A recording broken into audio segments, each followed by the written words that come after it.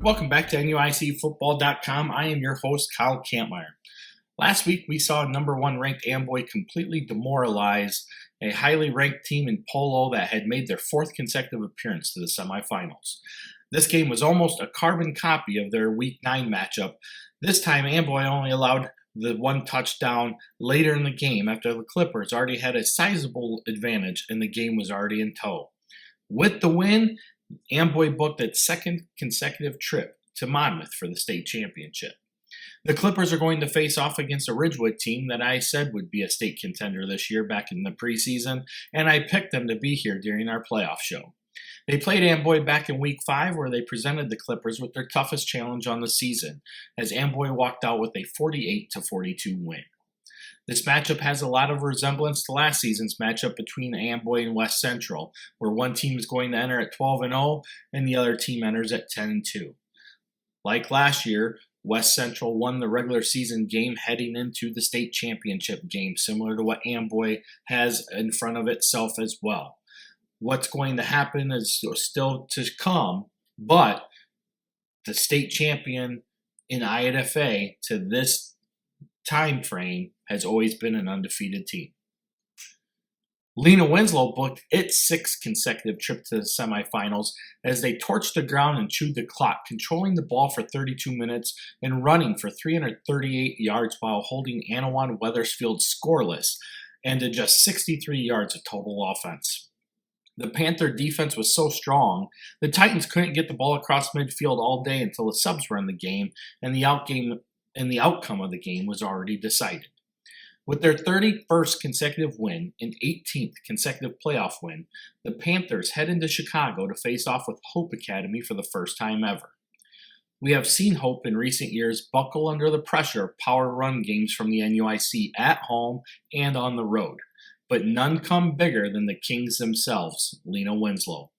This Panther offense is closing in on 5,000 rushing yards on the season and would be the fourth team from the NUIC to accomplish this feat if they can make it happen.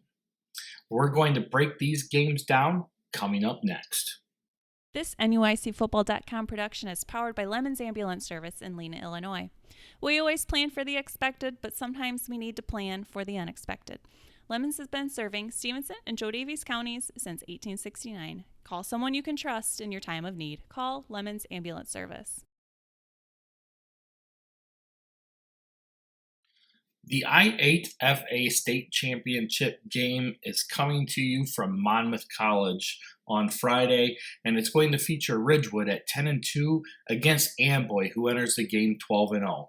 Last week, Amboy beat Polo 40-6, while Ridgewood hung on to beat Martinsville 28-26.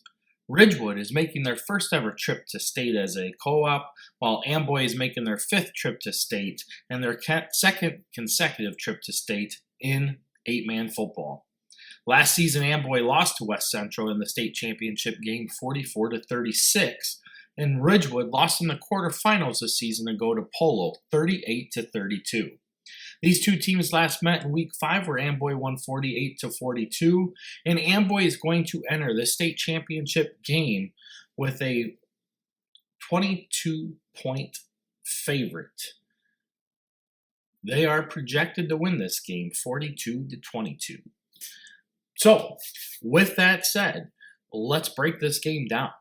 These two teams are going to be almost mirror images of each other. They're both going to feature a fullback and a halfback in the backfield.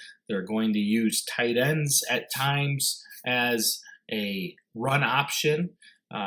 They will also do some different things offensively to help with play action and get people downfield. What Amboy really likes to do is they like to get Quinn Leffelman going up the middle. Then they want to kick Landon Welchel to the outside.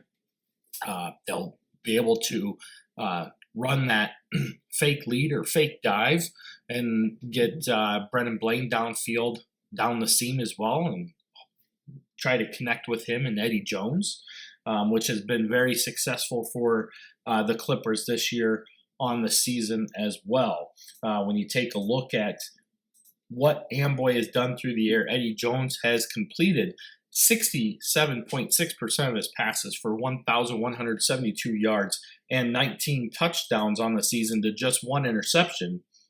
31 of those receptions and 873 of those yards have gone to Brennan Blaine, and he has accounted for 14 touchdowns through the air as well. So as you can see, the Clippers, when they go to the air, they are very effective at it, and a lot of times it's going to one person. But they do have some other guys that will get in there.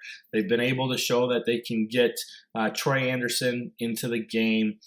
We've seen them add Quinn Leffelman on a couple pass receptions. Vincent Zembruski's been in a couple plays as well, so they will spread it out. But really, Amboy wants to run the ball, and that rushing attack comes behind the legs of Landon Welchel and Quinn Leffelman, where those two power backs have amassed over 2,300 yards on the season, and they've accounted for 39 touchdowns between the two of them. On the other side of the ball for Ridgewood, the Spartans are almost the same way. You know, they want to be able to run the ball. Roy Sandberg has 1,236 yards on the ground with 19 touchdowns. Taylor Snook is the fullback. He's added another 809 yards and 9 touchdowns on the ground as well. So really, they got a good mix there with Sandberg and Snook, comparable to Leffelman and Welchel.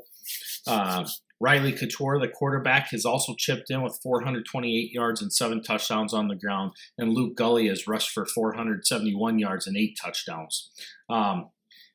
They also will be able to get tight ends and tight end reverses in on their plays. They do a great job of holding out ball fakes, which really forces your defense to stay home. But in all reality, a good defense is a defense that will stay home and protect their responsibilities and their gaps to keep from open cutbacks being available. When you take a look at tight end reverses, Preston Moriarty is the guy that gets a lot of touches in that realm. He has rushed for 414 yards and 8 touchdowns on the season. And he also leads Ridgewood in receptions with 19 receptions for 414 yards and 4 touchdowns as well. So a lot of his numbers kind of mirror each other, rushing and receiving, and he gets a lot of things done for this Ridgewood offense. Passing-wise, Riley Couture has completed 68% of his passes for 632 yards with 5 touchdowns and 2 interceptions. So while the completion percentage between Couture and Jones is pretty consistent with each other, the amount of yards per completion definitely favor Amboy by almost twice as much, and then the scoring output is over 3 times as much. So Amboy is definitely more effective in the pass game than what we've seen out of Ridgewood this season. But when you look at the rushing game, these two teams definitely mirror each other a lot. And when you go back to look at that Week 5 matchup, Amboy was coming off of a bye week. They had to go on the road to Cambridge to play Ridgewood, which was a great setting, awesome setting for a football place environment. I've been there before. A couple of years ago, actually, we stopped there when Cambridge was playing Stark County. So it's been a little while, but regardless, it was a very entertaining place to watch a football game. Really enjoyed the environment there. But Ridgewood has been a team that we've been looking at since last season. Last year, they were 8-1. Their one loss in the regular season came to the eventual state champs, West Central. They got to the quarterfinals where they lost to Polo in a very close contested game, 38-32. They returned a lot of those key playmakers that we've talked about already and have been the cornerstone of their offense and defense this season. So when we went into the preseason rankings, Ridgewood was one of those teams we definitely had ranked in the top 5 and as a team that we knew that would be here come playoff time, and were seen as a force to be reckoned with all season long to make the trip to Monmouth happen. Their 2 losses this season came to Polo and to Amboy.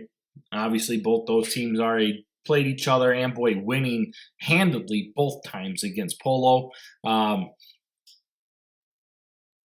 Amboy really has been the front runner all year. I mean, they've been ranked number 1 from the beginning of the year through the entire season.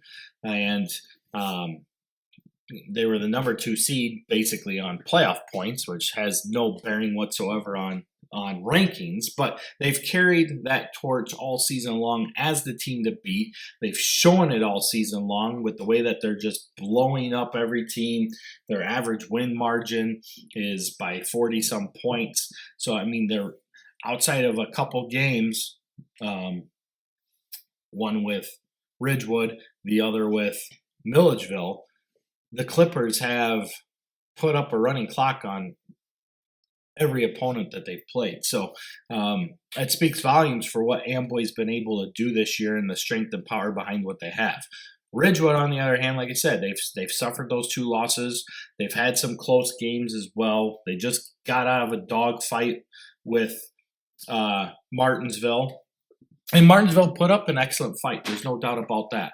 And it's been a lot of fun watching these playoffs come to fruition. But one of the things that we could see out of Ridgewood that definitely, in my opinion, made me feel that they were my pick to be in the state championship game was simply the fact that they were able to be consistent and play with the top teams on a regular basis. And then they blew out the other teams that you knew that they should be blowing away to begin with. So they definitely had a tougher road to get to the state championship, having to face South Fork, another top 10 ranked team in the first round. They won that game 42-30. Then they had to take on St. Thomas More. They were able to play that game at home. They were able to come away with that win. In a relative, the score differential was by 3 touchdowns. So not real sure on how the gameplay was. I know that STM had some injuries that they had to battle against, but either way, by the sounds of it, Ridgewood definitely controlled that game. And then they had to battle their way back in order to beat Martinsville. That game was close and it was back and forth all game long and very, very highly contested, very hard fought.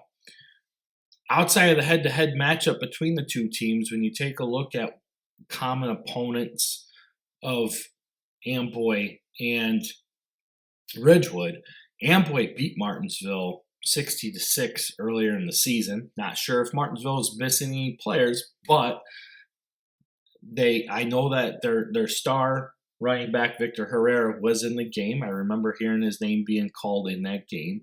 But regardless, Amboy was able to control that game from start to finish, pretty much what we've seen the Clippers do all season long.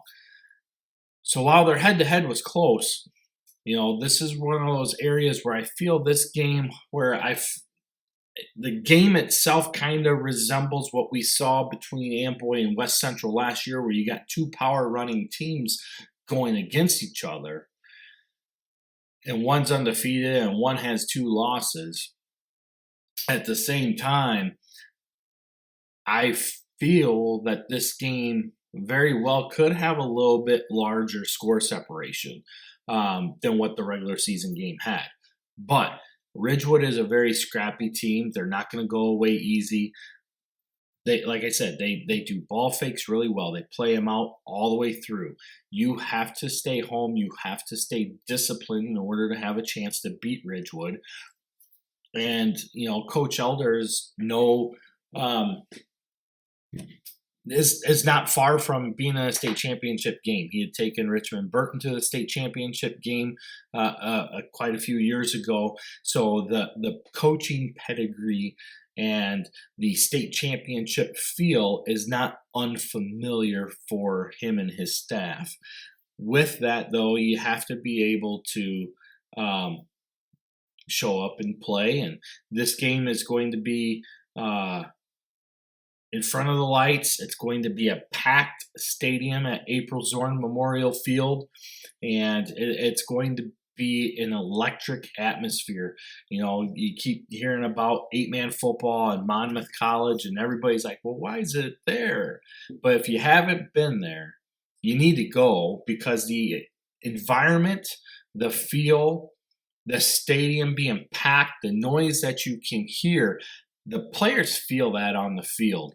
And not only that, the place itself is just so electric. It's so much fun to watch. You can feel the energy from the stands down on the field. And it's an exceptional place for this state championship game to be played. Monmouth College does a great job there, and just unbelievable. But this game definitely has the makings of what could be another legendary game. You know, last year West Central never was not in control of the game, but they definitely had to defend off Amboy a little bit in order to come out with a 44-36 win. The year before, we saw Polo hang on for a 12-7 win over Orangeville in a defensive battle. So this one I feel is going to be a little bit more high scoring. I think you're going to see something similar, like I said, to last year. Putting a score on it, I would say 42-22 in favor of Amboy. But anything's possible. You know, these are the two teams that, when the brackets came out, I sat here on the program and said, Amboy and Ridgewood are my teams to make the state championship game, and here we are. It's right here in front of us. And what better way to play it out at having two of the best teams in the state right here for that chance for that trophy. So, like I said, great game. We'll have all the postings on this for the YouTube channel, so you can watch it live at home. If you can't make the game, there's going to be 3 different radio stations covering it. We've posted that on our Facebook page, our YouTube page. They're also pinned at the top of both pages. And as we get to Friday, I'll get more of that information out there again, just so it's fresh in front of everybody. That way you have all the access that you need for statewide coverage on INFA. Rose Bowman and the Choice Realty team understand that buying or selling real estate is among the most important financial transactions of your life. They are dedicated to providing personal and thorough service with a sharp focus on their clients' needs. Their licensed staff looks forward to assisting you in any of the following areas: residential, condominiums, new construction, land, farms, commercial, investment, or leasing. Choice Realty is locally owned and operated with offices in Freeport, Galena, and the Galena territories. So when it's time to buy or sell, give Rose Bowman a call at 630-697-2480.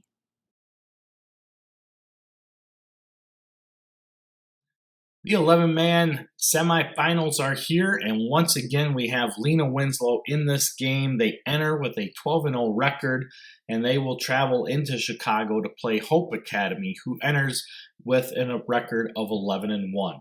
Last week, Lena Winslow beat Anawan Wethersfield 30-0, while Hope beat Rova Williamsfield 57-7. This is the first time these two teams have met.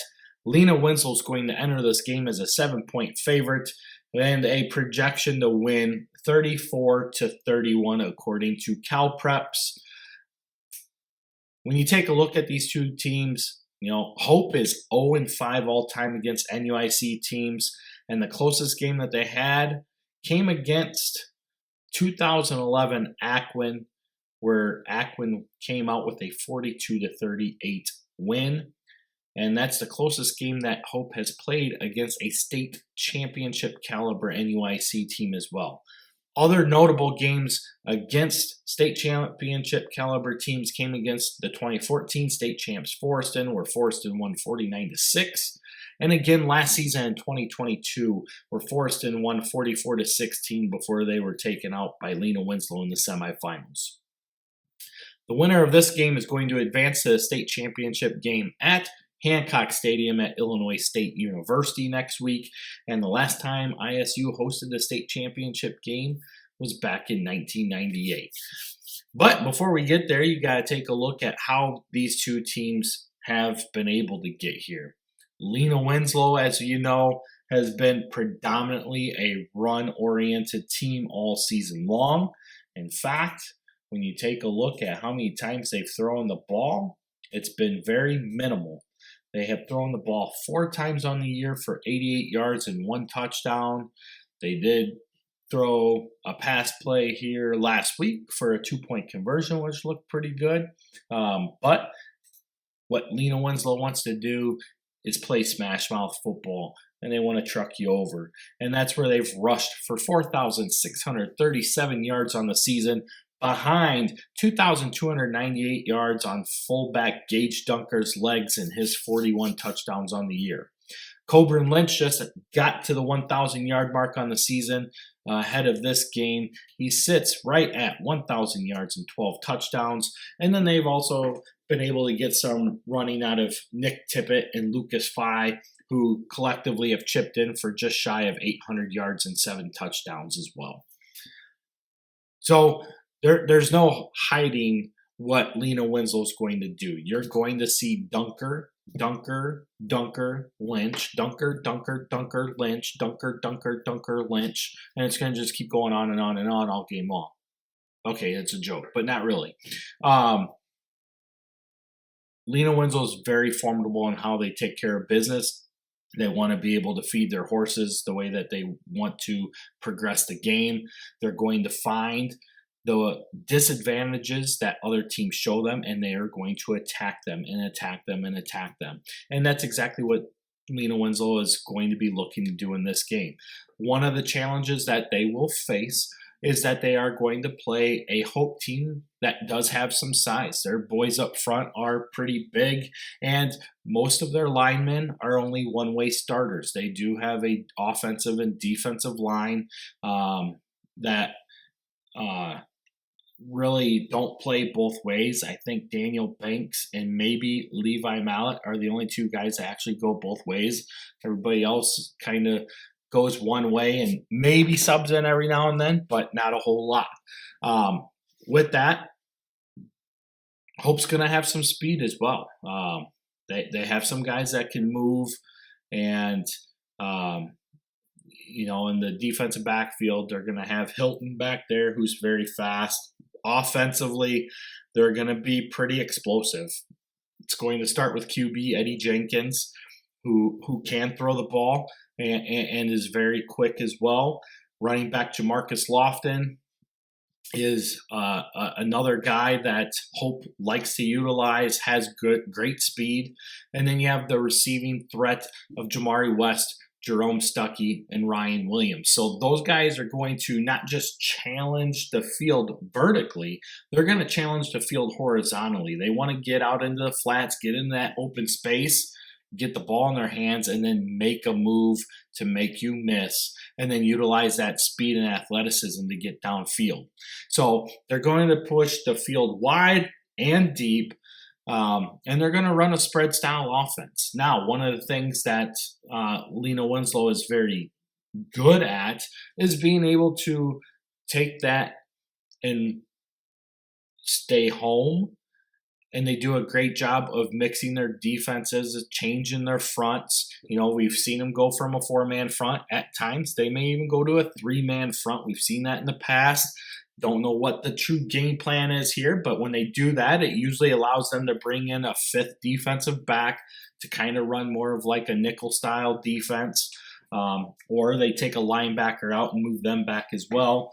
So it gives them different options, and we've seen them be able to shut down a lot of teams that try to go vertical, try to utilize a lot of speed, and try to be more finesse. And one of the things that Lena Winslow likes to do is they're going to put pressure on the quarterback. One of the things that Hope has is that they are a young team. So with that youth also comes inexperience. And when you take a look at some of the games that they've played, there's a lot of people that are taking a look and saying, well, Hope played Wheaton Academy, and Wheaton Academy is in the 4A state semifinals. And that is true. Wheaton Academy is in the state semifinals in Class 4A. Wheaton Academy has also had the easiest path to the 4A semifinals on their side of the bracket. And now they're going to go up against a very tough St. Lawrence team that just took down the North favorite in IC Catholic. I don't think that's going to be much of a contest, but you never know. Anything's possible. This is playoff football. We've seen stranger things happen. Not trying to take anything away from Hope. Like I said, they're very athletic. But in games that we've seen just in recent years, they lost to Aurora Christian in the regular season by 5 points. They avenged that loss in round 2 with an 8-point win over Aurora Christian. In recent years, we've watched both Fulton and Lena Winslow absolutely crush Aurora Christian in their passing game, especially in games where they thought that they should be the favorite. Another team that we saw just a season ago was Lena Winslow against Marion Central Catholic. Marion Central Catholic has this kid going to Clemson, Christian Betancourt, and they were big. Everybody was talking about how they're a 3A team coming into Lena, and Lena Winslow's not going to be able to handle their passing attack, and blah, blah, blah. Lena Winslow was up 54-0 at halftime. Hope beat Woodstock Marion this year 28-26. Marion Central Catholic didn't even make the playoffs. They were 4-5 and would have been in the 2A field had they gotten to that 5th win, or had more 4-5s been let in. They were like one of the last teams out due to playoff points. Either way, they were at home watching the playoffs. They beat a Christ the King team that we watched a mediocre Dakota team absolutely destroy last year. Nothing that these guys have done screams, oh my gosh. They did put up a very good game last week against Rova Williamsfield. Last year, we watched Lena Winslow beat Rova Williamsfield 76-7 in the playoffs. They beat St. Bede in round 1, 58-6. And St. Bede was a team that we were definitely thought could be more highly ranked this year, but they just never really put it all together. And Hope won 58-6. Well, we watched St. Bede get blown away by Forston last year too, before Hope got blown away by Forston the very next week. So I think what Coach Mallett has done with Hope has been tremendous. He's getting a lot of buy-in from these guys. And like I said, they have a lot of team speed. They have great athletes, but their linemen are big. And we've talked about this before when you're talking about matchups. You've got to have big linemen, but you've got to have fast linemen and linemen that are willing to come off the ball. And when you run a spread-style offense and you got big linemen, sometimes those big linemen aren't the athletic style linemen that you need in order to keep a bull rush from coming. And they tend to run into problems when you're playing a team that wants to fire off the ball and punch you in the mouth. And that's what they're going to get in Lena Winslow this week. It'll be interesting to see how the two styles play out. Both these teams are averaging, 46, 48 points a game. They're both giving up, Lena Wenzel's giving up about 8 points a game, and Chicago Hope's giving up about 19 points a game. But either way, the offenses have put up the points. They both have pretty much demonstrated that they can get here in a hurry. But when I take a look at Chicago Hope's schedule, the only game that really stands out is the fact that they beat Wheaton Academy 30-29. But when I take a look at what Wheaton Academy has done, their first round game was against Chicago Phoenix. That's a CPL team that wasn't really impressive. They beat St. Viator, a team out of the CCL. And granted, St. Viator's a good team, but they're not a dominant team coming out of the CCL and never really have been in the most recent of years. And then they beat a sandwich team, which sandwich team didn't have a football team last year. They canceled their varsity team and somehow made a great run at a quarterfinal game this year. And that's what I mean. Wheaton Academy had probably the easiest path to reach the 4A semifinals. So it just, when looking at it, it just doesn't stand out. But up front for Hope, the linemen, Kennedy Washington, Noah Miranda, Levi Mallet, Daniel Banks, Andre Mills, those guys are big. It'll be interesting to see how they handle the pass rush that Lena Wenzel's going to put on them. I do expect Eddie Jenkins to get the ball out fast, and that is where Hope's going to need to find advantages against this Panther defense, is to move the ball quickly. The quicker you can move the ball, the faster you have to make adjustments, and hopefully you're catching people in space, out of position, in order for them to use that electric athleticism to get downfield. And that's going to be a big part of Hope's game plan to have success. For Lena Winslow, it's going to be wing T, run at you, run at you, run at you, and wear you down, wear you down, wear you down. They're just going to keep coming and coming and coming and punching you in the mouth.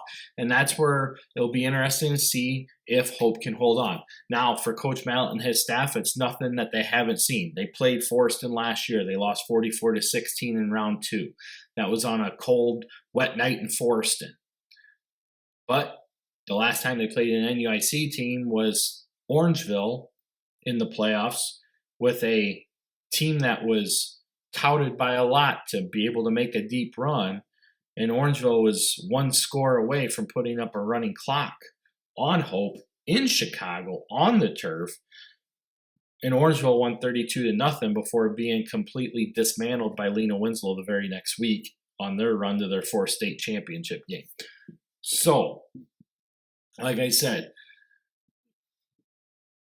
it's one thing when you're playing power run teams with a high style powered offense. It's another thing when you're playing a state championship caliber team, and then another thing yet when you're playing the 3-time defending state champs who are on a quest to go for their 4th state championship in a row. And with that, Lena Winslow has also been so dominant this year. They've put up some very big games this year. Their closest game on the year so far has been a 48-27 win over Dupec, in which they were up 34-6 with 3 minutes left in the third quarter. So that game was never even truly a contestable game. The other game that they were even that close to was a 28-point win over Stockton, which was actually a running clock game. It was 48-6. And then Stockton scored 2 garbage time touchdowns to make the game look closer than what it was. And on the year, when you take a look at what Lena Winslow has done, they have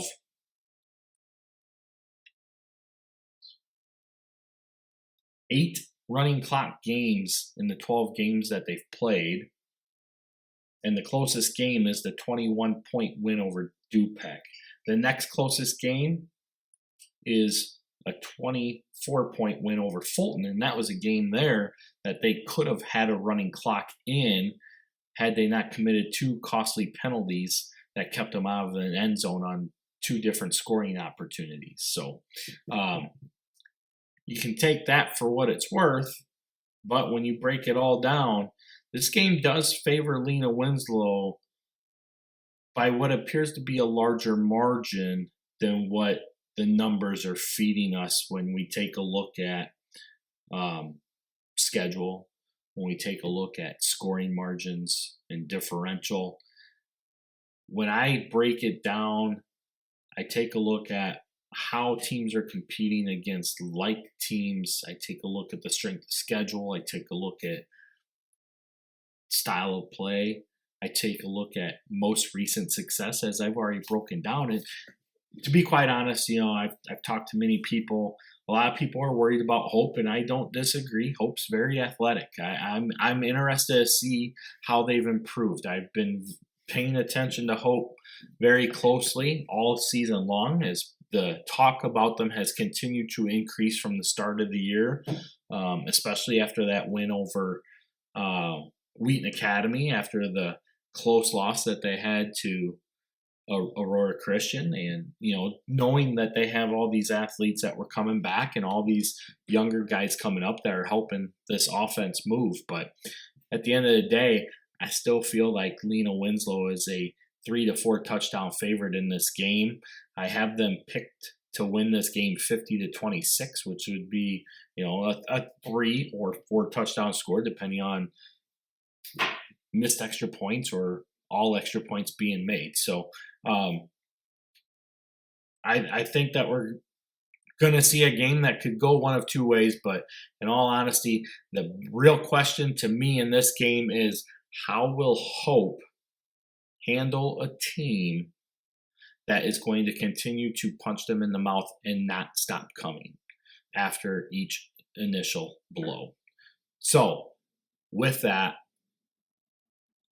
we've have recent history has shown how that translates.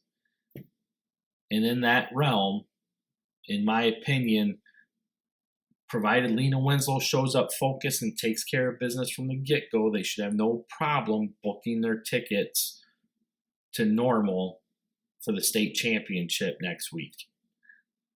The Panthers are my pick to win. This portion of our broadcast is brought to you by Diedrich Epoxy Flooring. Serving Northern Illinois and Southern Wisconsin, Diedrich Epoxy is the source for all of your epoxy needs. Give Diedrich Epoxy Flooring a call today at 815-239-1158 for your free estimate. We enter week 4 of the playoffs. We're down to 2 teams left. One of them's playing for a state championship this week.